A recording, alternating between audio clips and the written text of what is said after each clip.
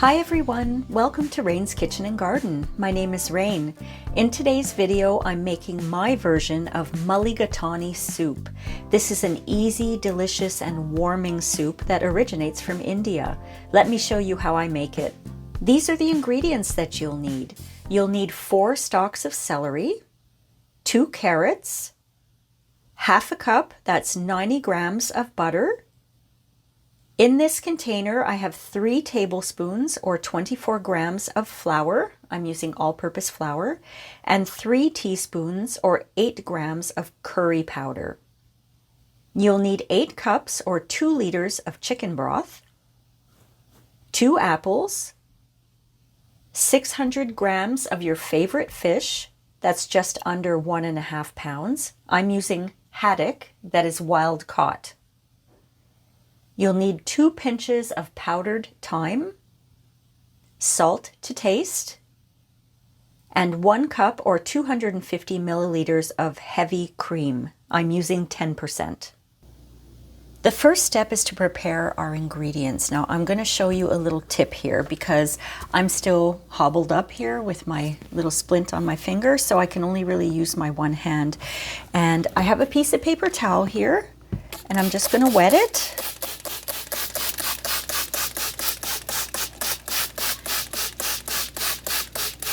Okay, and then I'm going to put my breadboard on top of the paper towel, and it keeps it from moving. So that's very safe for me right now. Now what I've done is I've washed and peeled my vegetables and my apples because it just takes way too long for me to do this with one hand. So I decided to do the preparation off camera, because you guys certainly don't need to see me struggling. So I'm just going to cut the ends off the celery. I can actually use my hand a little bit to hold it down. That's much easier. But the thing is, I have very little mobility. I can do this. Oh, but it hurts. And I don't have a grip, so I can't hold anything with that hand yet.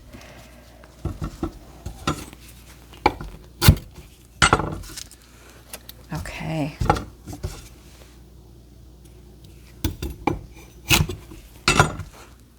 So this is, I don't know, I guess this could be a little bit of an empowerment video for you. Whatever happens, nothing should stop you if you want to start cooking. Of course, you have to be careful. I have to be careful because I don't want to put a strain on my hand or my finger, because all the tendons are really, really stiff. And my finger is still quite swollen under that splint. So I don't want to overdo it.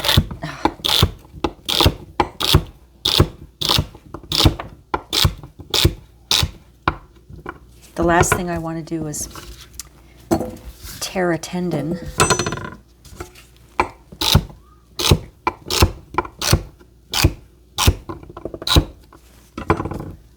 Because the doctor told me that this injury will take probably the rest of the summer to heal fully. And that's just getting mobility back in my good fingers. He doesn't have any kind of estimate on the broken finger.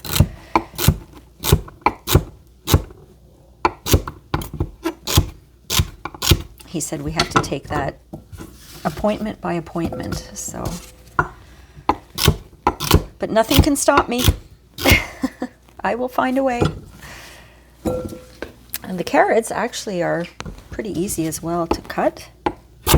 As long as I do it, slice it quickly, like that. Okay, now, with regards to the vegetables, you can slice them, you can dice them, you can chop them, you can cut them, whatever you want.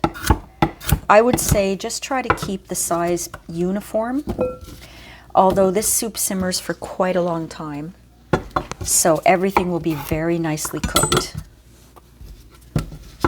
But, oh, I just slice.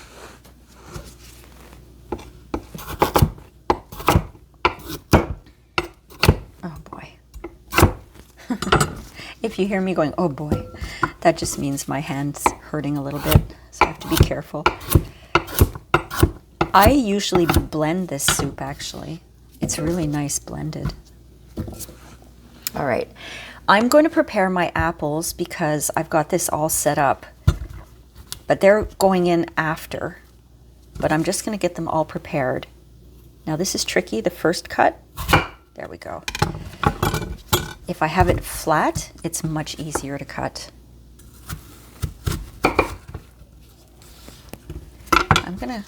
There's a little peel there. I'll just cut that off.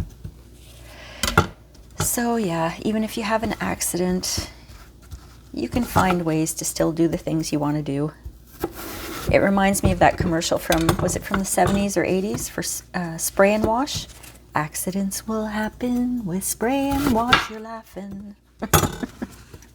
It was one of those sprays that you spray on stains on your clothes before you put them in the washing machine.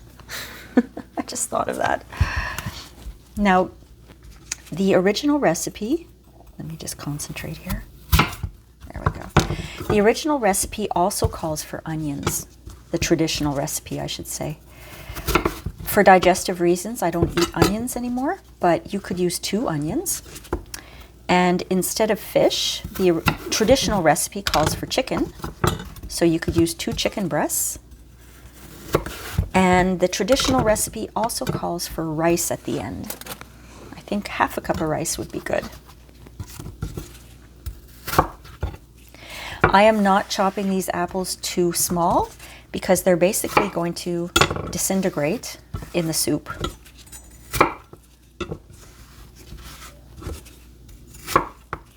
So you don't have to cut them into tiny little pieces.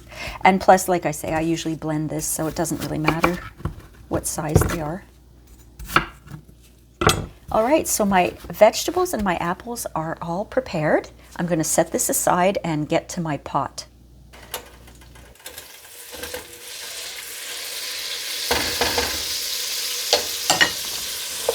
So I melted my butter in the pot and I added the celery and the carrots.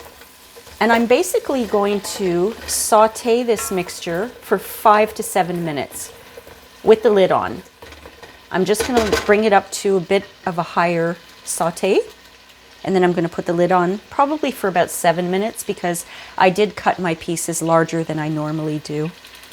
And if you're adding onions, this is where you add them. And the 3 of these vegetables together, they make what's called a mirepoix. That's a French word for a mixture of sautéed chopped vegetables. In this case, carrots, celery, and if you add onions. It deepens the flavors of your dish. It's a trifecta of deliciousness. So I'm going to cover this and we're going to leave it. I'm going to stir it maybe once in between, but I'm going to leave it for about 7 minutes. I'm going to prepare my fish as well since I have my cutting board all set up. Now this is a little easier when the fish is half frozen still. If it's completely thawed out, it's harder to chop it in general, but especially if you're just doing it with one hand. So if it's slightly thawed, that works much better. You see, like this side here, there we go. It's completely, this piece here had thawed out completely, so it was harder for me to cut. Now the larger pieces, I'm just going to cut in half. Okay.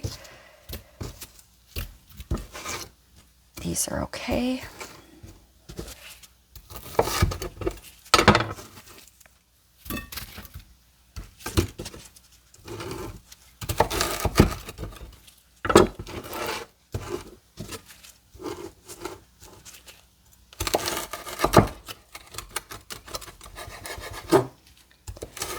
I've made this recipe with chicken and it tastes really good, but I am a fish person, so I like fish soups.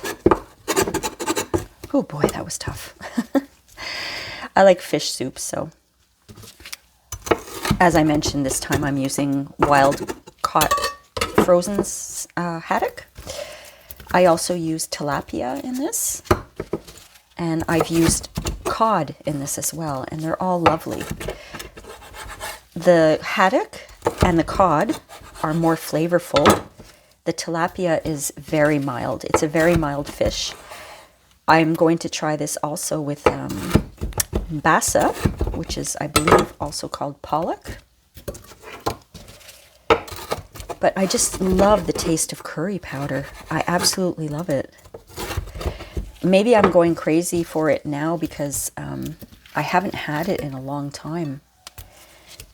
My late husband, he did not like curry at all. So that was something I compromised on, was I didn't cook curry anymore, any curry food anymore. But now that he's gone, I'm eating a lot of curry. It's so good. It's so warming. You know, this, I have it in the morning sometimes. I have it for my breakfast, even before I have my coffee. I crave it when I wake up. It's amazing. Okay. Ooh, that was a chore. All right. So this is all of my ingredients are pretty much prepared. I'm going to take my fish and my apples, and I'm going to cover them and put them in the fridge because I don't need them just yet. So the next step is to add the flour and the curry, and then we're going to cook it for 5 minutes. Now we want to stir pretty much the whole 5 minutes, okay? I'm just going to put my timer on. Because we don't want to burn the flour and the curry, we just want to cook it. I'm just going to turn my burner up a little bit. Oh, that smells so good. Curry powder always smells so sweet to me. It doesn't taste sweet, but I don't know. It smells so good. So what we're doing right now with the flour specifically is we're creating what's called a roux, R-O-U-X. It's basically a very flavorful thickener with the flour and the curry together.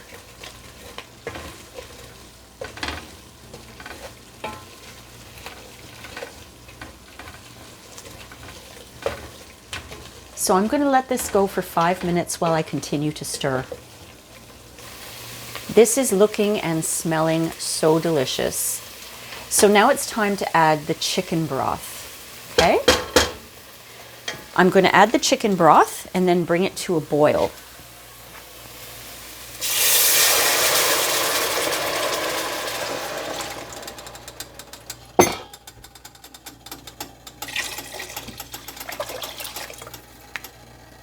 So I'll turn up my burner to the max right now just to make sure I can get that to a nice boil.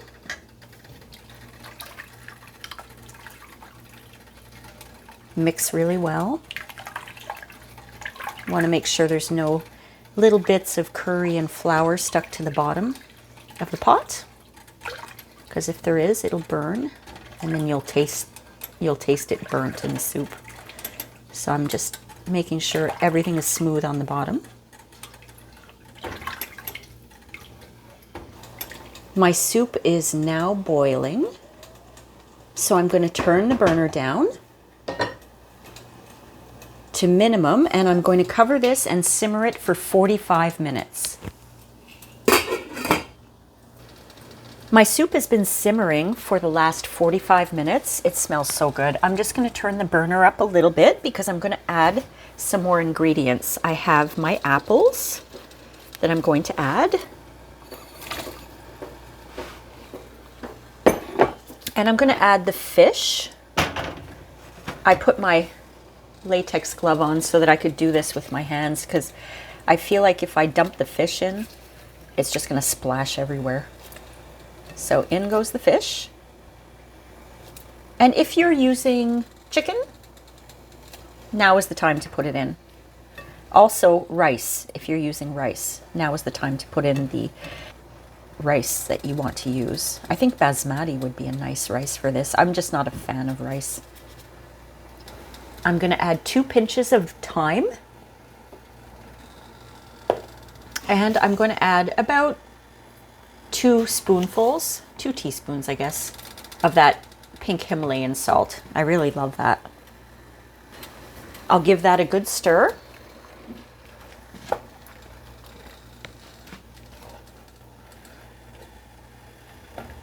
I want to bring that up to a simmer. And I'm going to cover it and simmer it for 30 minutes.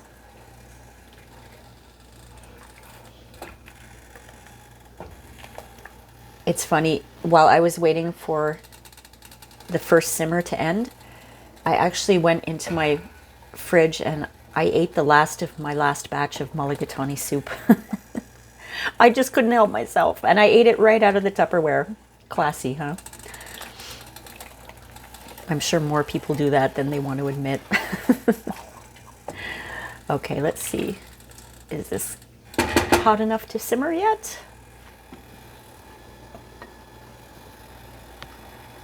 It's almost there. So once it reaches a simmer, I'll cover it. And like I said, let it simmer covered for 30 minutes.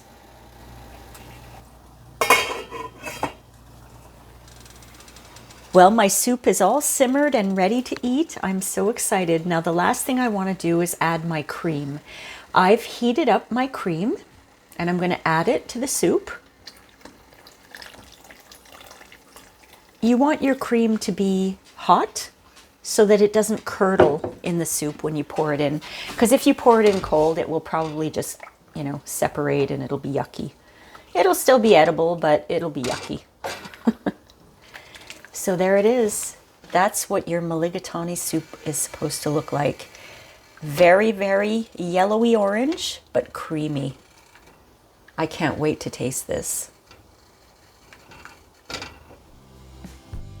I hope you enjoyed this video today. If you did, please give it a like and please do subscribe. If you don't want to miss out on future videos, don't forget to hit that notification bell for more home cooking. Don't forget to leave me a comment. I love your comments and I reply to all of them. And please share this video with anyone you might think will enjoy it.